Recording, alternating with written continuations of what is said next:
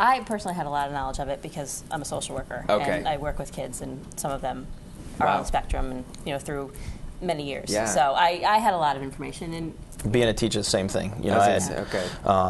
I've had students either at the level of second grade or fourth grade or wherever, and that I've had in my class that were on the spectrum in different capacities, and getting to know them and what they would respond positively to and what wouldn't work, and how, and working very closely with our school social worker and all the staff at my school, and just helping them, helping the kids feel comfortable in the classroom and be social with other kids, and even in difficult situations with, it might be winning a game or losing a game, during recess or things like that, and that's something a typical fourth grader struggles with, So then it was, developing the, appropriate social skill, things like that for some of those kids. Both of your jobs are so targeted, it seems, to deal with that, kind of child, which is very interesting because not everyone that we've talked to has that. But it is very interesting because I haven't yet to meet a parent who has an autistic child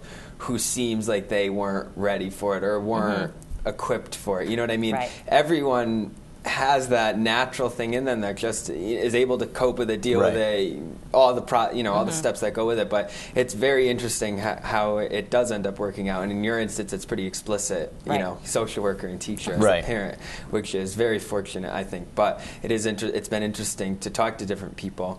So in the next question, you probably will be able to answer pretty well, seeing both of your jobs. What kind of services does your son particularly are available, or what does he use? You know what I mean? He gets most of his services at this point in school. Okay.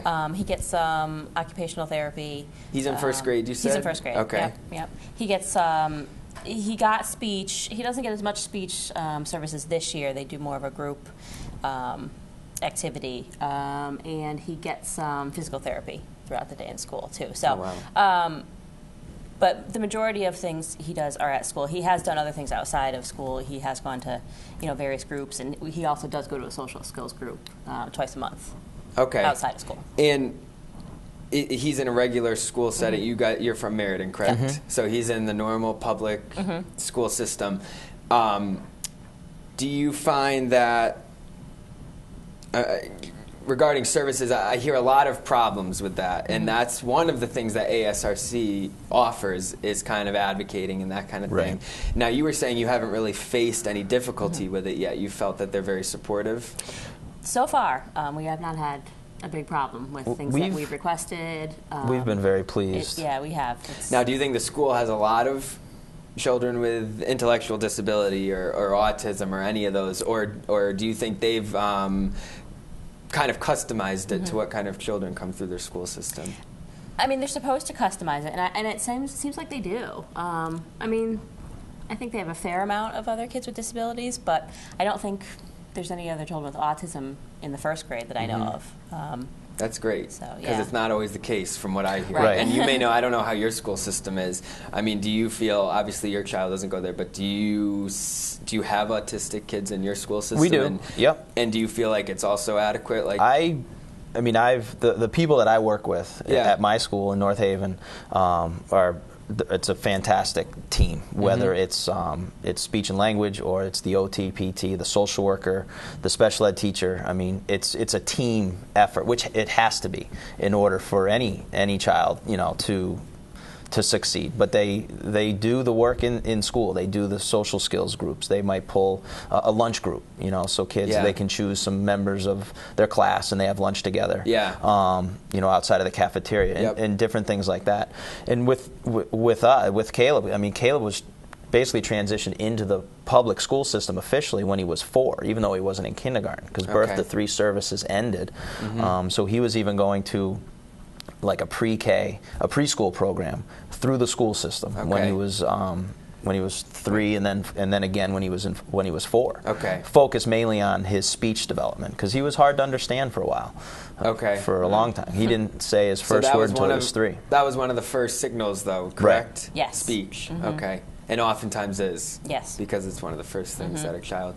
Now, when I knew I was doing this interview, I knew I was going to be meeting with you guys tonight. One of the first things that popped in my head was all the bullying and the media coverage of bullying that's been going on. And the first thing that popped in my head is it happening? You know, it's been covered about homosexuality and a lot of other topics kind of like that. But do, you know, children or young adults or teens with autism face bullying? So I would ask you personally to just start, do you think Caleb faces any of that? I mean, being in a public school system, there's plenty of typical kids around him. What is your take on that?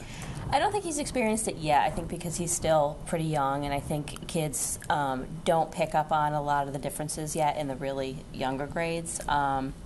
So it hasn't been a problem as of yet, but I assume it probably will, but he will stand out more as he gets older.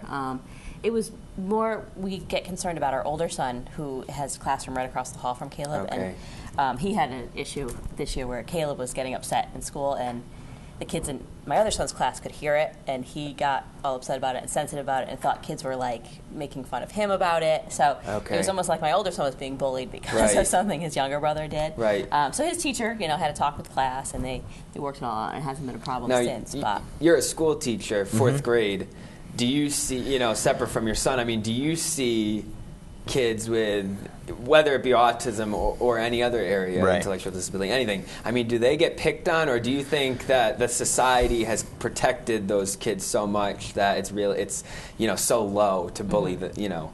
Well, it's such a, you know, it's kind of, the word bullying, the term, it was a very sensitive term years ago, right after Columbine and the shooting out in Colorado and everything.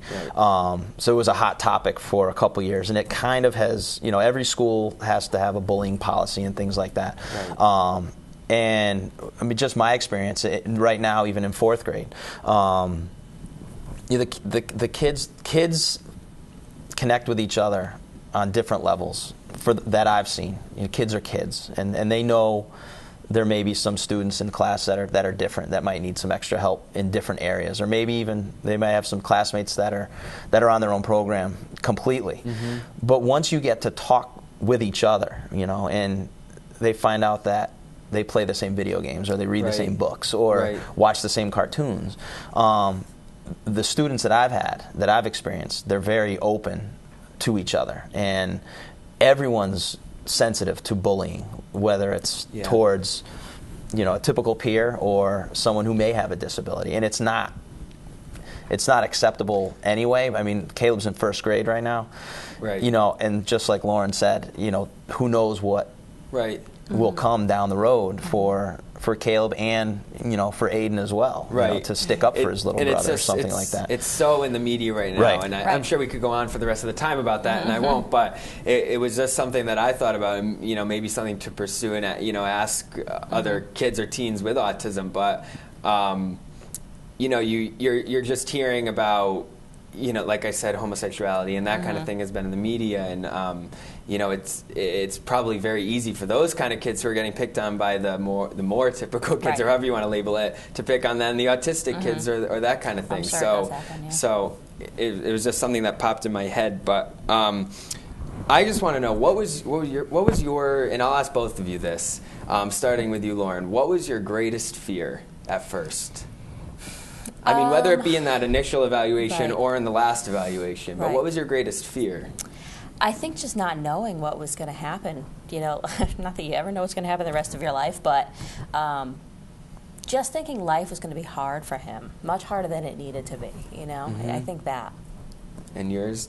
Would you say the same or similar? You know, the future for him, like where will he be in? I mean, 10 years, let's say, or even in 20 years. Will he still be at home? Will he be out on his own? Will he go to college? Will he, you know, we don't know, you know, but I think being on top of it so soon, you know, at the age of 3, and working with the school system and working with people outside the school system, and working with our families, you know, with Caleb. Now, you said he has a fairly minor case of autism, or however you would word it, but is it hard to tell at this stage, or can you say that generally he's going to have a minor case throughout life, or could it get more serious? I know it could get better, right? Through certain things you can help it a little bit, but is it pretty safe to say that he will never really have severe autism? Yes.